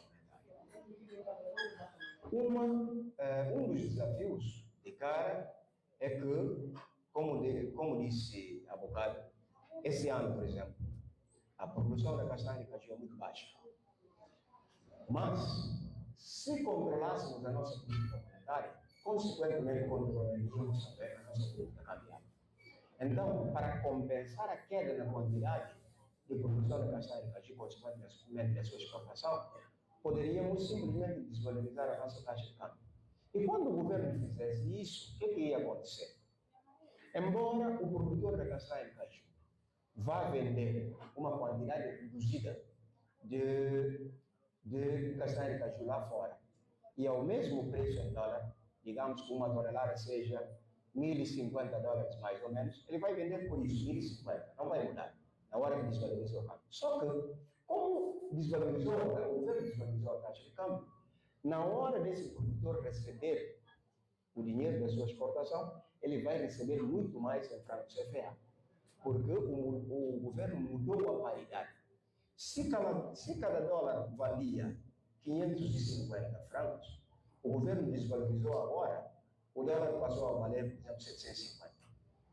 Então veja, se cada dólar antes eu multiplicava por 550, agora eu multiplico por 750. Qual é maior? 750. Então aquele produtor, embora tenha vendido menor quantidade, mas do ponto de vista do valor, em função de câmbio, ele recebe mais. Então o valor da nossa exportação, em função da política cambial, aumentaria. Percebe? Então, como nós não temos esse mecanismo, porque agora nós não temos autonomia monetária, então essa decisão não nos cabe. Cabe ao BCE. Ok? Eu sei que vocês estão cansados, mas só vamos empenhar o princípio do Sr. Eurísio e depois vamos para o light mel. Light mel.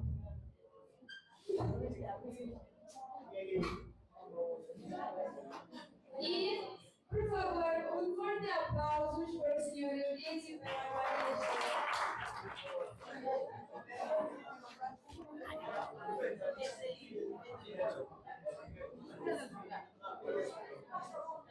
Senhor Eurísio, muito obrigada pela sua participação.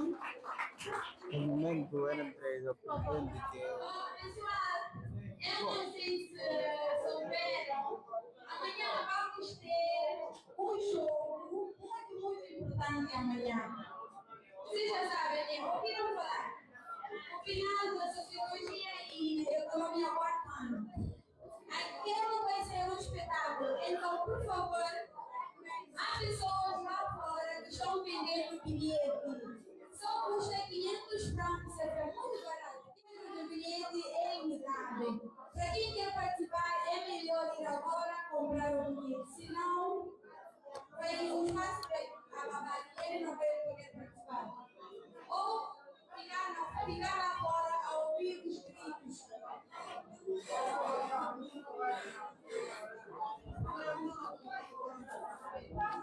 Se comprar amanhã não vai entrar, porque o espaço é limitado. Sabes disso, né?